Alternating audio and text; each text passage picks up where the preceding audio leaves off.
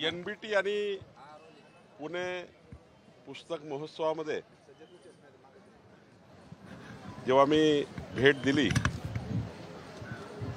खरं तर आयोजनकर्त्यांचं हृदयापासून संपूर्ण महाराष्ट्राने स्वागत केलं आहे। मी जेव्हा पुस्तक महोत्सवात प्रवेश केला तेव्हा मी माझ्या संपूर्ण उभ्या आयुष्यामध्ये मी राजेश पांडेजीला असं म्हटलं की मी माझ्या पूर्ण उभ्या आयुष्यामध्ये इतकं मोठं प्रदर्शन कधीच बघितलं नाही। न भूतो न भविष्यती अशी ही योजना आज या ठिकाणी आपल्याला दिसते आहे। देशाचे पंतप्रधान नरेंद्र मोदीजींनी मन की बातमध्ये आमचे नेते अमित भाई यांनी भारतीय जनता पक्षाचं कार्यालय उद्घाटन करताना ग्रंथालय हे पक्ष कार्यालयात असावं आणि ते कसं असावं, त्यातनं काय काय प्रेरणा मिळतात असा उल्लेखही केला होता। खरं तर या महोत्सवातनं ज्या पद्धतीने 5 कोटीच्या वर आज बघतोय सर्व विद्यार्थी, पहिल्या वर्गापासूनचे विद्यार्थी तर सिनियर कॉलेजपर्यंत सारे विद्यार्थी पुणेकर, पुण्यातल्या परिसरातले सर्व इतक्या मोठ्या प्रमाणावर लोक येणे आणि मोठ्या प्रमाणावर पुस्तकाची खरेदी करणे, मलाही योग आला आज की मी 3 पुस्तकं खरेदी केले आणि या पुस्तकांचं मी सुद्धा वाचन करेल, कारण 3ही पुस्तकं माझ्याकरता महत्त्वाची आहे ते म्हणून घेतले आहे। खरं तर यातनं आपल्या सर्वांना 21व्या शतकामध्ये जातो आहे, एक अमृत काळात चाललो आहे आणि अमृत काळातला भारत सुवर्ण काळाकडे चालला आहे।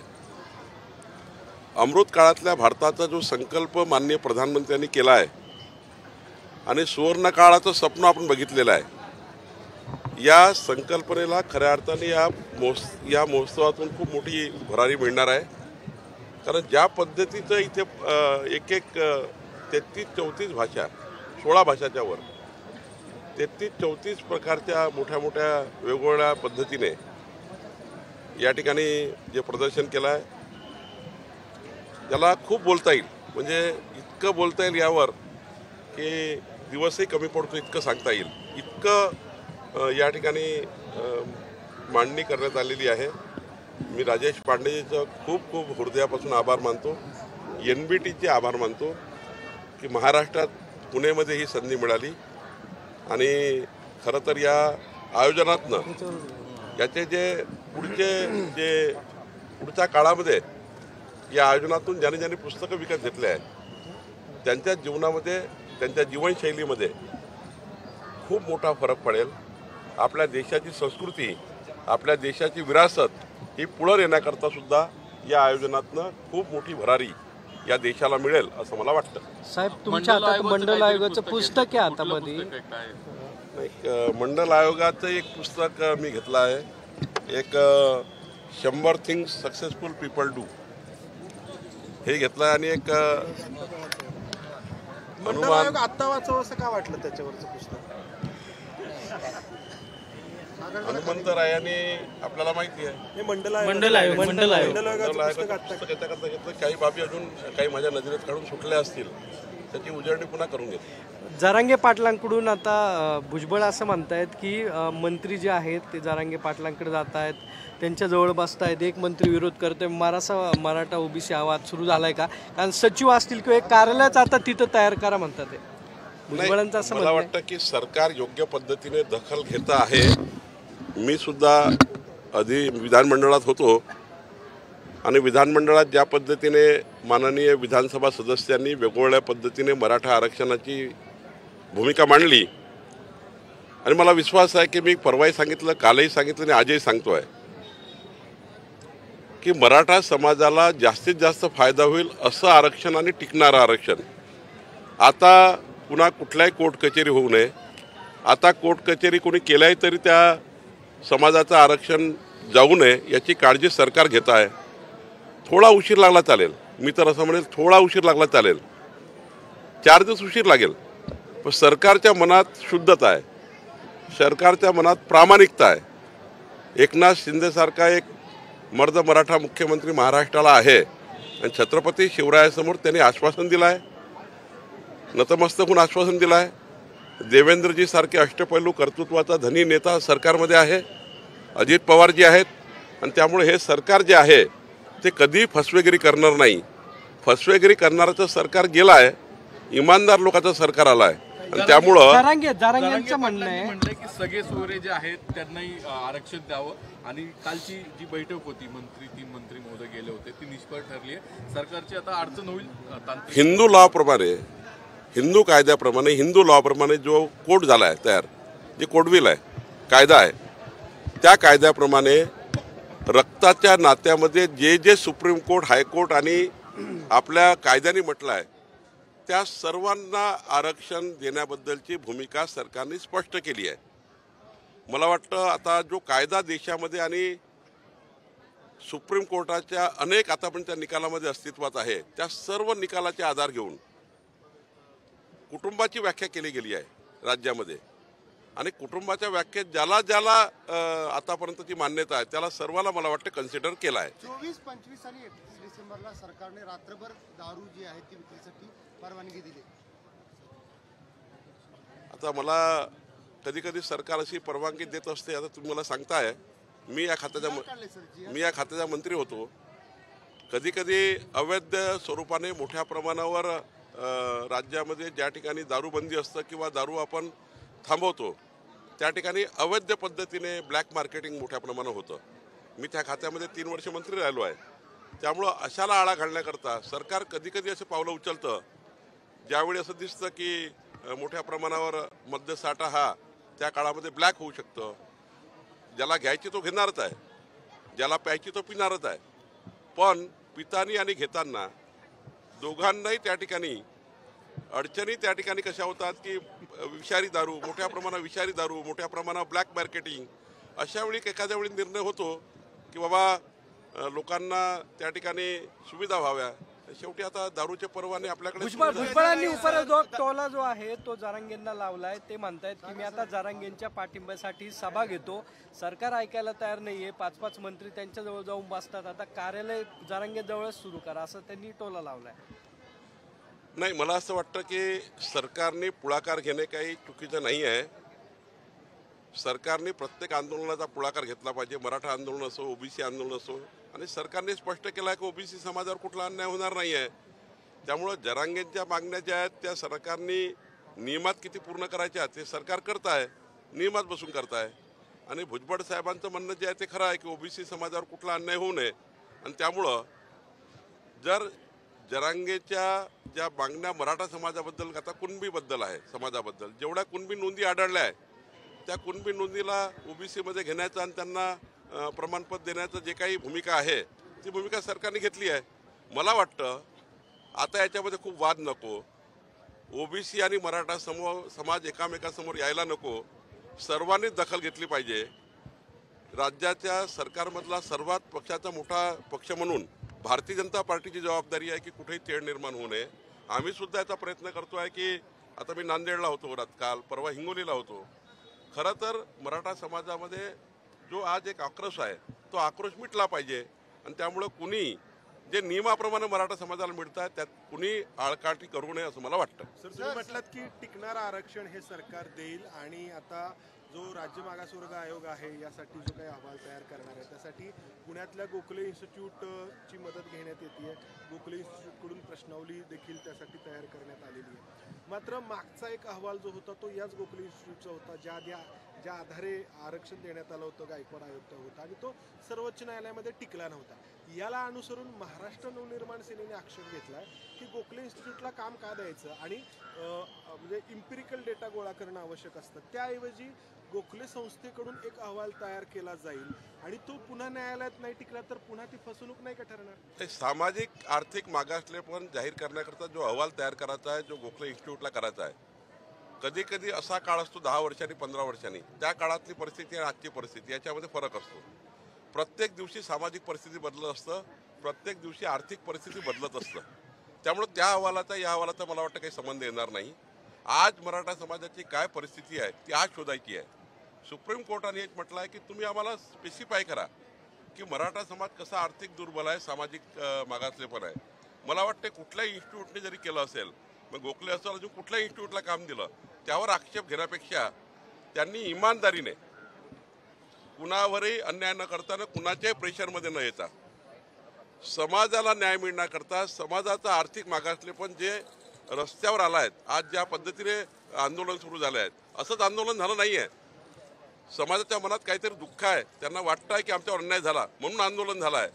त्यामुळं गोखले इन्स्टिट्यूटवर आक्षेप घेण्यापेक्षा आज सामाजिक आणि आर्थिक स्थितीबद्दलची चर्चा केली गेली पाहिजे. आणि त्यावर मला वाटतं गोखले इन्स्टिट्यूट असेल की कुठलीही ज्याला सरकार काम देईल त्यांनी इमानदारीनं काम केलं पाहिजे. पण विरोध मनसेचा विरोध आहे ना याला. नाही, मनसेने विरोध करायचा, कोणी विरोध करायचा त्यांचा प्रश्न आहे. 10 वर्षापूर्वीचा इतिहास आणि आजच्या इतिहासात फरक आहे. 10 वर्षाची स्थिती आणि आजच्या स्थितीत फरक आहे. आज मराठा समाजाला संपूर्ण परिस्थिती मी बघतो आहे, अनेक वर्ष झाले काम करतो आहे.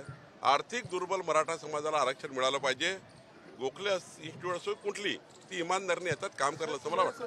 सरकारमधील एक मंत्री आहेत त्याचा विरोध करतात आरक्षणाचा. सर, सरकारमधील एक मंत्री विरोध करतात आणि समर्थन करतात. हा विरोधाभास नाही का? नाही, सरकारमध्ये वेगवेगळ्या प्रकारचे आपले सर्व मंत्री आहेत, वेगवेगळ्या पक्षाचे सरकार आहे आणि स्वतःचं मत व्यक्त करायचं मला वाटतं काही कुणाला रोखू शकत नाही. मंत्री म्हणून त्यांनी आपली सरकार म्हणून जबाबदारी पार पाडावी लागतं. पण त्यांचं व्यक्तिगत जे मत आहे की ओबीसी समाजातलं कुठले आरक्षण जाऊ नये, मराठा आरक्षण देताना एवढंच मत आहे आणि ते सर्वपक्षीय लोकांचं मत आहे.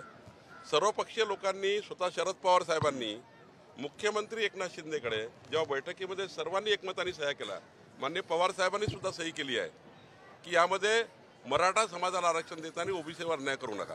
आणि त्यामुळं भुजबळाचे हेच म्हणणं आहे, फक्त ते व्यक्त होत आहे. आता व्यक्त होण्याच्या पद्धती आहेत, त्या पद्धतीने ते व्यक्त होत आहे. मला वाटतं सर्वांनीच हा विचार केला पाहिजे, आपल्या व्यक्त होण्याच्या पद्धतीमध्ये महाराष्ट्राला गालबोट लागू नये. तुम्ही राम पुढाकार घेणार का? मंदिराचं प्राणप्रतिष्ठापना आहे 22 तारखेला.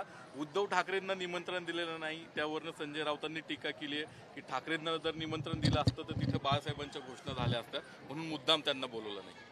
मला वाटतं असं कोणी काही करत नाही. काही लोकांना सकाळपासनं काहीतरी मुद्दा उचलून दिवसभर मीडियाची स्पेस घ्यावी लागतं म्हणून बोलत असतात.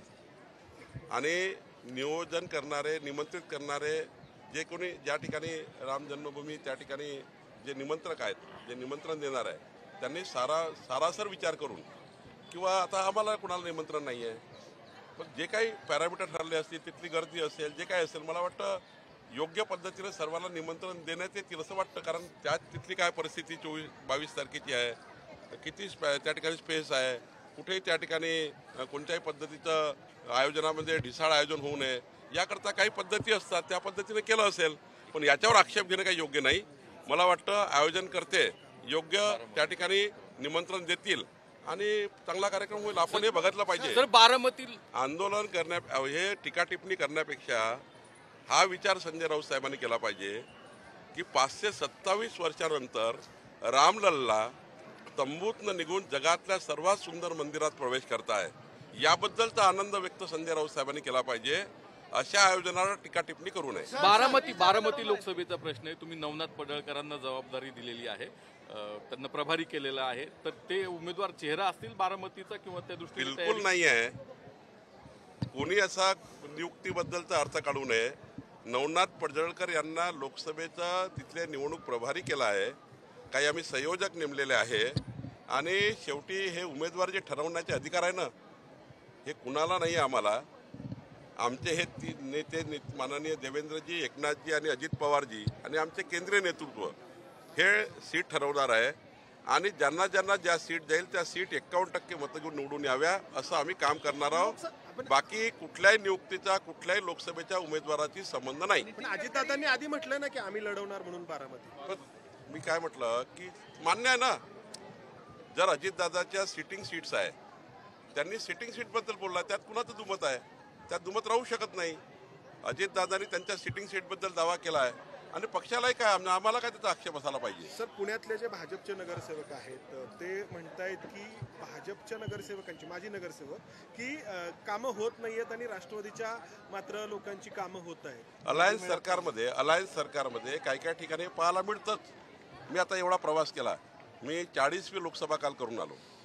हे अनेक ठिकाणी प्रकरण आहेत ज्या ठिकाणी राष्ट्रवादीचा पालकमंत्री आहे त्या ठिकाणी राष्ट्रवादीचं काम जास्त होत आहे. आता नागपूरमध्ये भाजपाचा पालकमंत्री आहे देवेंद्रजी आहे, त्या ठिकाणी 1-2 कामं भाजपचे जास्त होतात. आता पुण्यात अजितदादा पालकमंत्री 1-2 कामं त्यांची जास्त होत असतील.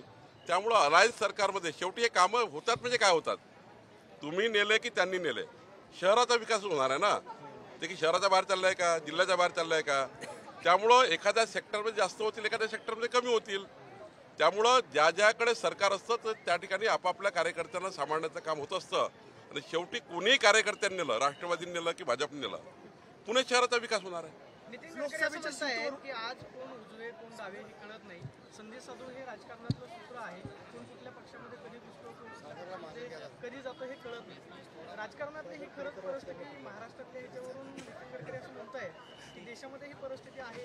गडकरी नितीनजींनी तुम्ही नितीनजीचा व्यर्थ काढला. नितीनजीने सांगितलं की लोकशाहीमध्ये प्रत्येकाला आपापल्या भूमिका मांडण्याचा आणि आपापला पक्ष निवडायचा अधिकार आहे. आणि त्यामुळं भारतीय जनता पार्टीत जे लोक येतील त्यांना कमळाचा दुपट्टा टाका असं सांगितलं. राष्ट्रवादीचे पण का लोकसभेच्या सीटवरून काँग्रेस आणि शिवसेनेमध्ये मतभेद दिसून येतात. वडेट्टीवार आणि संजय राऊतांमध्ये मतभेद होत नाही. महाविकास आघाडीची स्थिती अशी होणार आहे जानेवारी नंतर फरवरी महिन्यात, एक दिल के तुकडे हुए हजार, कोई कहा गिरा और कोई कहा गिरा. नाही हे दुपट्टे जे आहेत ते शिवसेना आणि काँग्रेसच्या पण नेत्यात पाहायला मिळालं. काँग्रेसचे उद्धव ठाकरे साहेबाकडले, शरद पवार साहेबाकडले जेवढे लोक येतील भाजपमध्ये त्यांच्याकरता कमळाचा दुपट्टा तयार आहे. जे आलेले त्यांना पण का जे आले त्यांना दुपट्टा टाकलाच आहे. बावनकुळे साहेब, बरेचशा नेत्यावरती भ्रष्टाचाराचे आरोप आहेत, ईडीची चौकशी आहे. आपल्याकडे आल्यानंतर ते कसं काय? असं आहे की मी वारंवार आपल्याला सांगतो की आमच्याकडे आल्यावर आमच्या विचारधारा जी आहे त्या विचारधारेवर कोणी काम करणार असेल. आणि सर्वात महत्त्वाचं काय, माननीय अजित पवार साहेबांनी काय म्हटलं, अजित पवार साहेबांचं मी अभिनंदन करतो. काय म्हटलं अजितदादांनी की जगातला सर्वोत्तम भारत निर्माण करण्याची क्षमता माननीय पंतप्रधान मोदीजीमध्येच आहे. या देशात दुसरा कोणी व्यक्तीच नाही आहे. आणि म्हणून मी मोदीजींना समर्थन करण्याकरता आलो आहे. याच पद्धतीवर देशातले, राज्यातले, या महाराष्ट्रातले, पुण्यातले, नांदेडमधले, नागपूरमधले कुणी जर आले तरी मोदीजींच्या समर्थन करण्याकरता, देश कल्याणाकरता, राष्ट्र कल्याणाकरता, देशाला आत्मनिर्भर करण्याकरता जो येईल त्यांना भाजपा स्वागत करेल. शिवसेना आणि काँग्रेस देश विदेशातील प्रत्येक घडामोडींचे लाईव्ह अपडेट मिळवण्यासाठी आता साम टीव्हीच्या सर्व सोशल मीडिया प्लॅटफॉर्मला लाईक, फॉलो आणि सबस्क्राईब करा. तसंच सर्व नोटिफिकेशनसाठी बेल आयकॉन प्रेस करायला विसरू नका.